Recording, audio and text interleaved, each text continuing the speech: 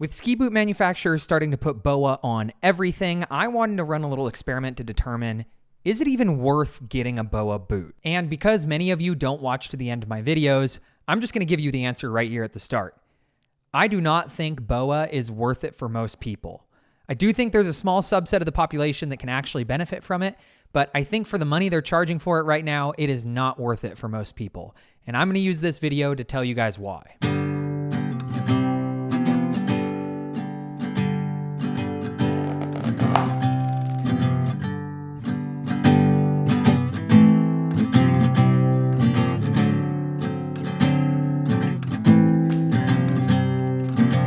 Super cool parts about working with sponsors is I get to actually pitch them on the ideas that we do. And when I pitched this one to Patriot Footbeds a couple months ago, they thought it would be a super interesting experiment and sent me the same ski boot I already own, just with BOA.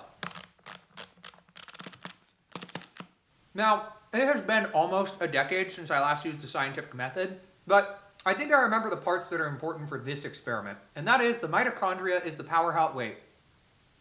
That is definitely not correct. Give me a second.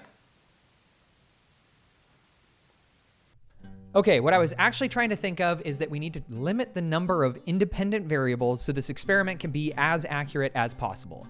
And I know independent variables is a really big word that makes me sound really smart, but what it actually means is just the difference. So we're going to try and limit the number of differences between the two boots to try and make this test as accurate as possible.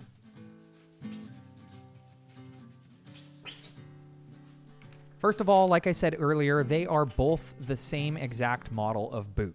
They're both built by Atomic, 120 Flex, 305 BSL, size 26, and both of them are the Hawk X 120 XTD Prime model.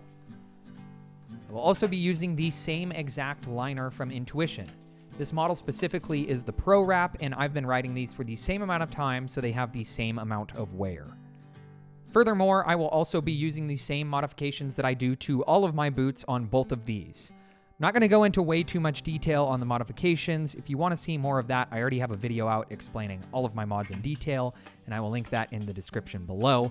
But essentially, they both have the same footbed, liner sleeve, and strap, all from Patriot Footbeds. So the strap on my boot actually is the one thing that I have changed since making that boot modification video, and I am going to address that right now. A lot of you guys noticed that I used to run this strap inside of the cuff of my boot. I did that because I feel like it adds extra shin pressure and improves the responsiveness of my boots. I no longer have to do that now though.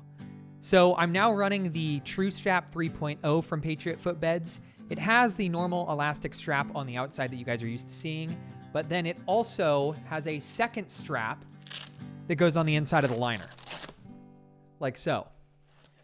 What that does is essentially gives me the best of both worlds, where I still get that tight shin pressure and that improved response, but I don't feel like my leg is losing circulation or it's way too tight on the top where I can't flex my boot. I still get a normal flex because most of the strap is on the outer shell of the boot. Patriot Footbeds is offering another 10% off this month, so if you guys have any boot needs, they have been a huge supporter of this channel. I highly recommend you guys check out their website, and I'll put that code for 10% off somewhere in here. So now that we have established the similarities, let's take a look at what's different between the two boots. First of all, obviously, this boot has 4 buckles, while this boot has 2 buckles and a BOA. But you guys already knew that because, again, that is the independent variable or difference between the two that we are testing. But there is another difference, and that is that these boots are a lot older than the BOA boots. These boots I got back in the 2020-2021 season, while the BOA boots are brand spanking new. They came out this year. That means that these boots have had a lot more ride time on them, and thus are going to be worn in a lot more than these boots, which only have maybe 30 days on them. Now, I will caveat that by saying I was not going to replace this 4-buckle boot this year. I only did because it got picked up on a sponsored video, but I was still very happy with how these performed. And honestly, by my standards, in no way are they blown out. But I do feel like I have to acknowledge that these boots are probably going to have a different flex pattern than a brand new boot, just because of how worn in they are. Before I give my thoughts, I do want to get ahead of the comments here and just say that I am not a boot fitter, nor do I design ski boots, nor have I worked in the ski boot industry in any capacity. My unique perspective comes from the fact that I ski over 100 days a year, so I spend probably more time than 99% of the population in ski boots, and I am very, very particular about how my ski boots fit, feel, and perform. So I've spent quite a bit of time in both of these boots over the last few months, and going back and forth between them, I really didn't notice a massive difference. There were little things for sure, but it wasn't until I put on one BOA boot and one 4-buckle boot and went up skiing that the differences really started jumping out at me. These are the 4 categories I'm going to compare these boots on. I chose these categories to try and encompass most of the questions I would have if I was looking to buy a boot with BOA, but if you guys do have any other questions, please leave them in the comments below and I'll try to answer all of them. In terms of fit, I'm going to borrow an analogy that I saw another boot reviewer use because I think it's the best way to explain it.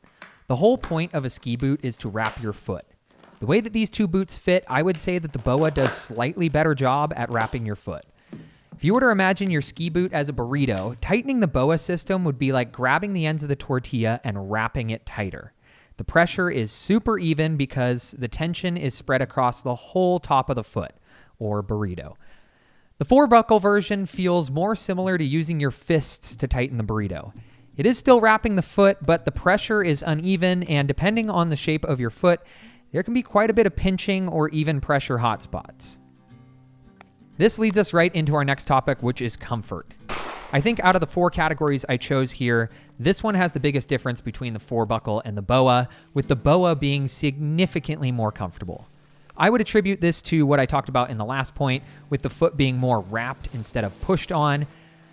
And I definitely noticed it on the downhill, but where it was really apparent was when I got on the chair. If you ski with tight boots, you most likely unstrap them when you're getting on the chair.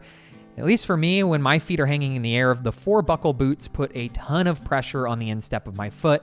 With the BOA boot, I didn't feel this way. I noticed myself unbuckling the 4-buckle boot every time I got onto the chair, but with the BOA boot, I often didn't feel the need. This feeds into the next point, which is ease of use. With the BOA boot, loosening the boot at the chair is super quick. You just pull on the BOA and all of the tension is instantly released. BOA makes it super easy to get ready to ski as well. When you get to the top of the chair, a few turns of this dial and your foot is in the perfect position, while with the buckle boot, I always find myself micro-adjusting to get the right tension. I don't think that this alone is a reason to get BOA boots because it only saves you maybe 2 seconds per run, but it is a nice perk. Finally, performance is where things get interesting. I took both of these boots through a variety of terrain, groomed runs, bumps, packed powder, and while the top of the boot performance varied slightly, I'd honestly guess that most of that difference could be attributed to the age of the 4-buckle boots rather than the buckle versus BOA system, because both these boots share the same buckle system on the top end of the boot. However, the way my foot felt in the bottom of the boot while skiing was noticeably different. On the 4-buckle boots, I tend to tighten the top buckles and leave the bottom ones super loose to avoid any pressure on my instep. I have a super high arch, so the instep of my foot is always right at the top of the boot. With the BOA boot, I did not have that issue. With the pressure being evenly distributed, my foot felt snug but never cramped. Here's where a bit of preference comes into play. For me, the BOA boot felt like it offered better performance because my foot was more securely held in the lower part of the boot without all the discomfort. Yeah, sure, I could probably get the same fit with the buckle boot, but honestly, I just don't because it's super uncomfortable on my feet and takes way too long. However, I will admit you could probably get a tighter fit with the 4-buckle boots as you can really crank the buckles down. So if you're somebody who is raised ski racing or just prefers a super tight boot, you'd for sure be better off with the 4-buckle system. If you're like me and you're all about finding powder and having a comfortable, secure fit, I think the BOA boot is a great option. So who are BOA boots for? Well, if price were the same, I'd honestly recommend BOA boots to everyone, other than those who like a really tight lower boot fit, mostly ski racers. But as of making this video, the BOA version of this Atomic boot is currently $400 more than the 4-buckle version. So is it really worth it? For most skiers, honestly, probably not. The performance gains are very marginal, and although the improved fit and comfort is really nice, it honestly doesn't justify that $400 price tag. With $400, you could buy a pretty decent used ski setup, and in my mind, that's a way better investment than getting a BOA boot. That being said, I do think that there's one group that could benefit from BOA boots, and that is people that struggle with serious boot discomfort. If you're the type that has to take your boots off at lunch, or maybe even can't ski multiple days in a row without extreme foot pain, then BOA could be the solution for you. The even pressure distribution and improved comfort on these boots could honestly mean the difference between cutting your day short and skiing all day pain-free. All in all, I am super stoked about these new BOA boots that they are designing. I honestly did not expect to be a fan, but after riding in them for about 30 days, I really am. I just can't wait for the price to come down so more people can experience what it's like to ride in a BOA boot. In closing, guys, if you have any other questions about these, I'm going to try and answer everything in the comments, so please drop a question in the comments if you have any. As per usual, thanks for watching, and I'll see you guys next Sunday. Cheers.